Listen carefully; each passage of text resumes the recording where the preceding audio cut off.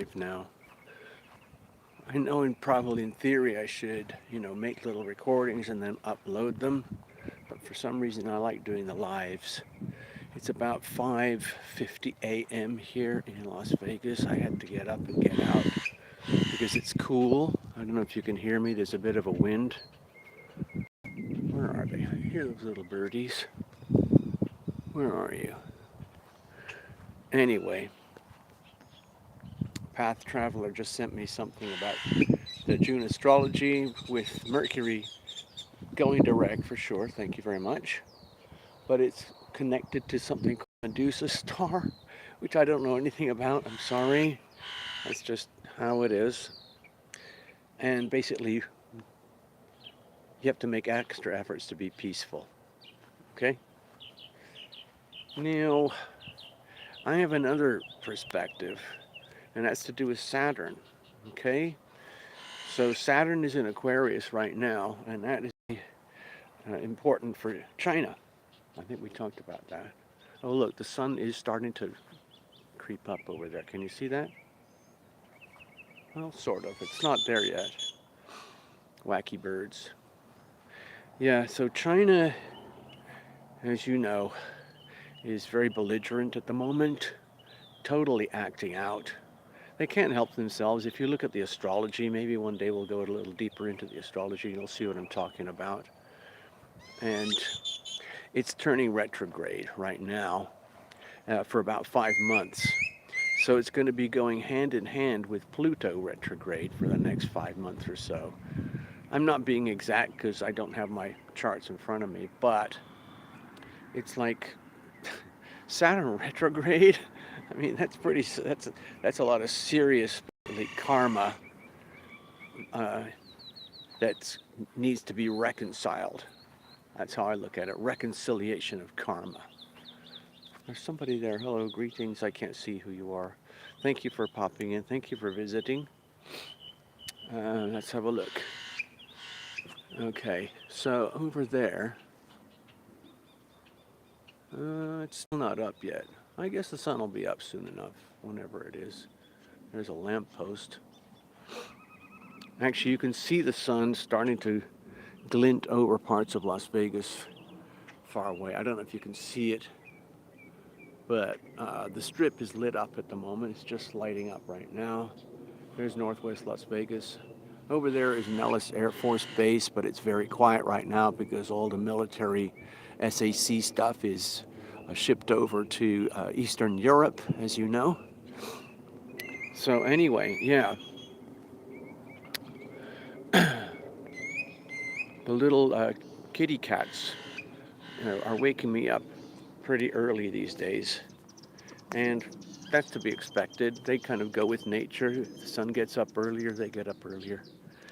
So anyway, back to Saturn. Saturn is in Aquarius and it's retrograde. And it's in a very hard square with all the Taurus energy. As you know, we've got a lot of stuff going on in Taurus, all those placements in Taurus right now. But it's a very harsh angle with Saturn and Mercury. So again, I relate that to the global financial astrology, which, frankly, if you haven't noticed yet, it's pretty rough. I don't know if you know anything about inflation, but inflation is raging and it's going to get worse and worse and worse. And then one of the other reasons I wanted to make this little thing is just basically to wake up and understand that everything is exactly as it should be. Okay, I always say this. Why is that so? It's because it can't be any other way. So there you go. So what do you do now? What now? What now? What now? Okay.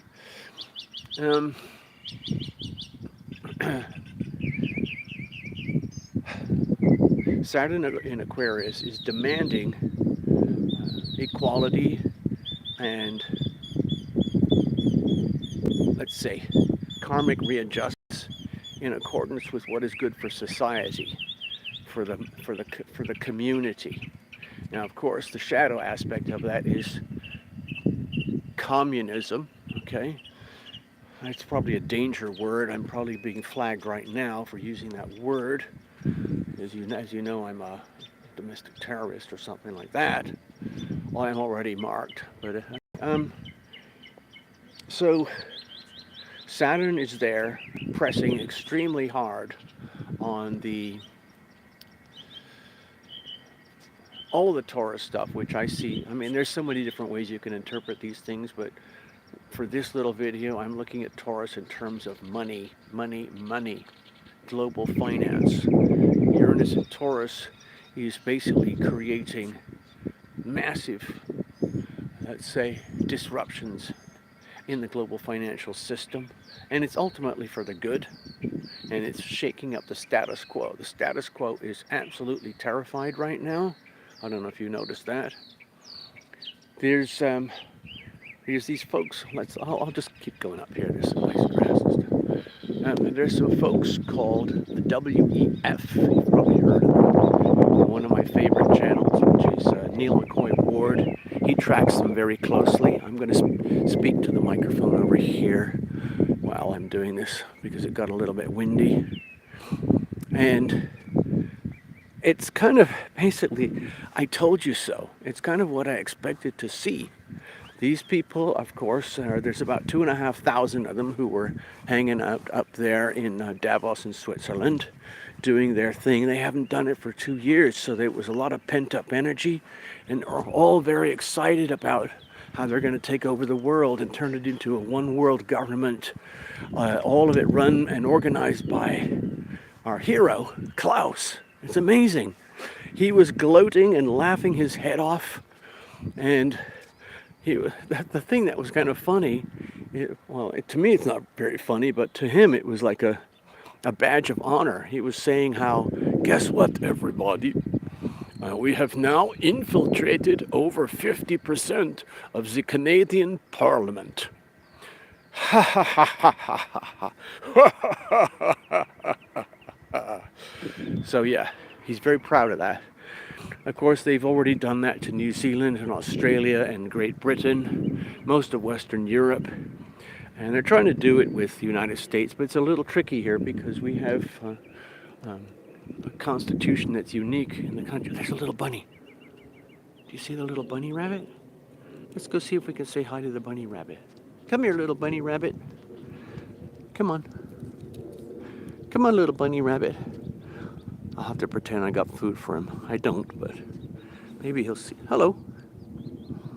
Is that one of your regular perches? Look at the size of his ears. Can you see that? I'm not going to threaten him. He probably just wants a snack. He's probably hoping I've got some Cheerios. In fact, I do have some snacks in the car, but I'm not going to go back there now. I don't want to waste the moment. Isn't he cute? Maybe it's a girl. Maybe it's a baby. I don't know. He knows he's being watched. He's just basically an opportunist looking for some food, you can tell. Anyway, one of the things, again, about the World Economic Forum is that this is something they've been planning and wishing and dreaming about for a long time. As you know, they create these war games and other games, climate games, pandemic games, and they act them out between themselves and all these other major global think tanks. And it's like literally, it's what happens in writing rooms. When I used to work in Hollywood, and you'd go see these places called the writing rooms, and it's just like a big office full of writers, and they plan out the script and the storylines for their episodic shows. And like you might have 7 to 13 writers or something, and they act it all out. And what's so interesting is that these war games, these climate games, these pandemic games, they're unfolding exactly according to their scripts written out in 2012, 2015, 2017, 2018, 2019. It's mind-boggling. So they know exactly what's happening, and that's why people are starting to notice all across the world. I don't know about you, but I've noticed a lot of my deep insider type YouTube channels are referencing the World Economic Forum much more frequently now compared to 6 months ago, a year ago, or 2 or 3 or 4 years ago. You know, I wrote my book about global finance and the massive collapse coming that began in January 2020, which of course was the exact timing of the bioweapon that dropped across the world. By the way, I think this is a school here. Look, so there's some sprinklers. Okay, and there's Northwest Las Vegas over there. Can you see that? Again, Nellis Air Force is very quiet. The sun is still hiding behind Sunrise Mountain, pardon me. Anyway, so it's happening, people. Everything is unfolding exactly as it should be. How so? And why is that so? It's because it can't be any other way. Path Traveler also sent me some other interesting things, something to do with financial calendar and a Judeo-Christian pattern that is well documented, and it's like a 7-year cycle. There are lots of cycles, of course, on Earth. Mark Moss, he's a financial channel.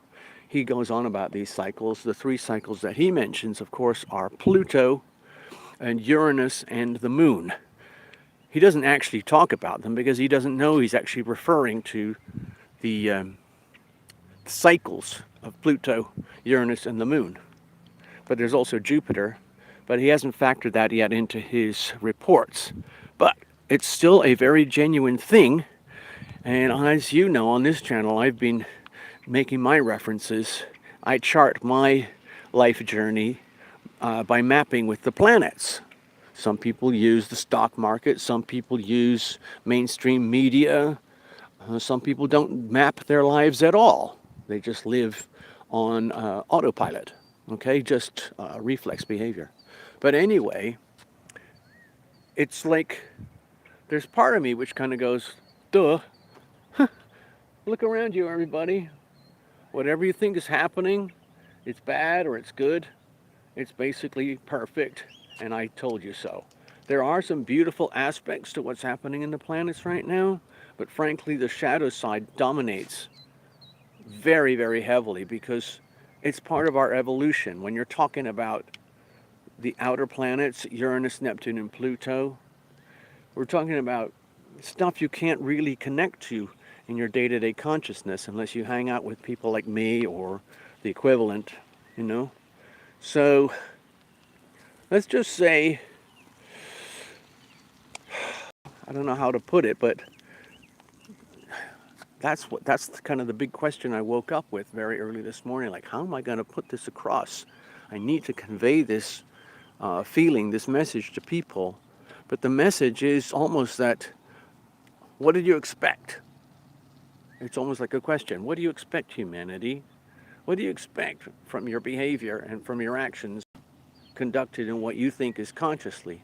Only to discover that there's massive aspects to your nature that is not behaving in a way that's humane or loving or natural.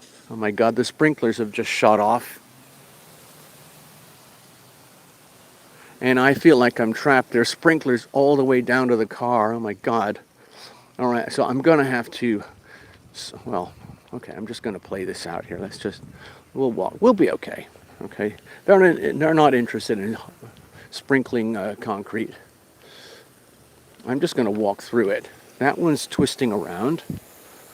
Okay. I was hoping I would catch the sunrise for you, but it's not here yet. Weird. If it gets splotchy, that means some moisture might have landed on the lens. I don't know. Yeah. Okay, so I talked about Saturn in Aquarius turning retrograde, and that's happening at the same time that Mercury is turning direct. Now, Mercury is direct in Taurus, so we're talking about money. So financial matters are going to be very prominent as everything attempts to recalibrate.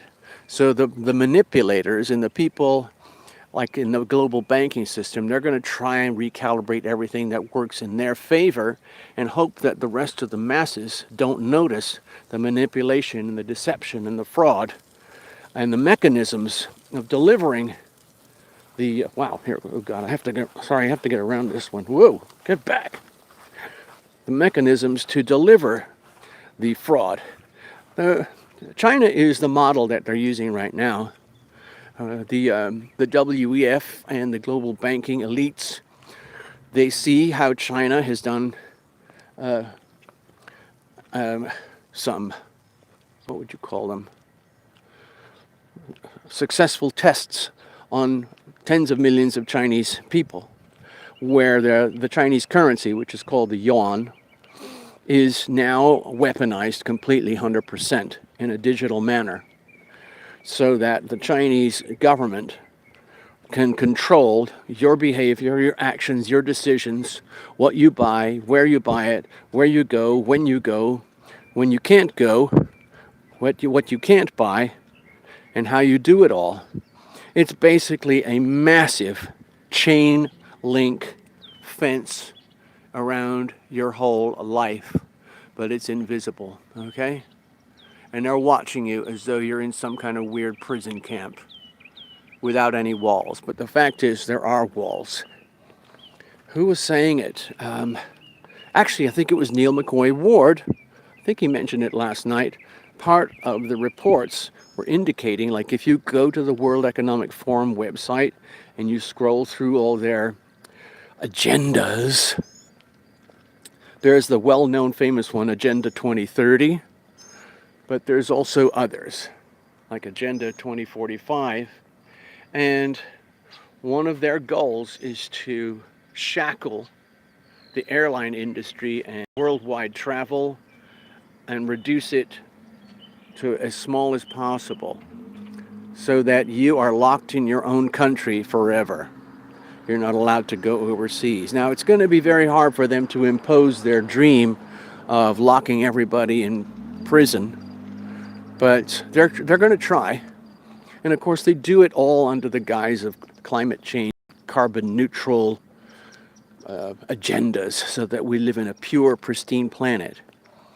The main thing that they really, really want to do is, of course, eugenics, which is basically depopulation, which is basically a culling of the herd of humanity and cut it down from about 8 billion down to about 1 billion. On the Georgia Guidestones, they call it 500 million. I can't see that happening unless you have nuclear war across the planet Earth and wipe out just about everybody. All right, it looks like the sun's very, very close to climbing. Above, I don't know if, oh, it's getting very bright. Getting very bright. These are some common flowers here in the desert. They seem to be sun tolerant and drought tolerant. I don't know if you can see them there. They're very, very beautiful. And here's some other ones over here. These funny little yellow things. I don't know what they are. I have some friends who would know what these are very precisely. And might be some kind of desert sagey kind of thing. There's the sun. Oh my gosh, look at that. It's starting to it's very crystal clear. Right now the air is quite clear. And yeah, we're on the back side. We're on the west side of the mountain here right now. And if you go to the other side of that mountain, that would take you eventually over to Lake Mead, which is the biggest water reservoir in the United States, but not anymore. It's virtually empty. Anyway, it's kind of sad. I wonder if I should just stay here and hold the camera, because the sun is literally just about to pop over. Just about. Little birdies. Can you hear the little birdies? Oh, it's going to be blinding. You know what? We'll get sunlight later on, okay? I don't know what those two things are up there in the mountain. Maybe those are mountain goats. They're very big goats if they are. Anyway. All right, so let's just wrap it up here. I'm getting thirsty. I need to go back and I need to, I guess, start the day. We've already started, but anyway, thank you very much for watching. I hope you have a super day. Take care of yourselves. If you want to get, personal readings, private readings, or whatever, come to tarotlumination.com. I still do the private readings, and we can do the combination of astrology and tarot if you need to. Please also subscribe and like and press the button so you can get the notifications. It really helps. I really need every basically bit of support I can get with the channel right now. Okay, so I'm going to wrap it up. I'm going to press the goodbye button, which is somewhere over here. Yeah, I'm sure I want to go. Bye bye. Catch you later.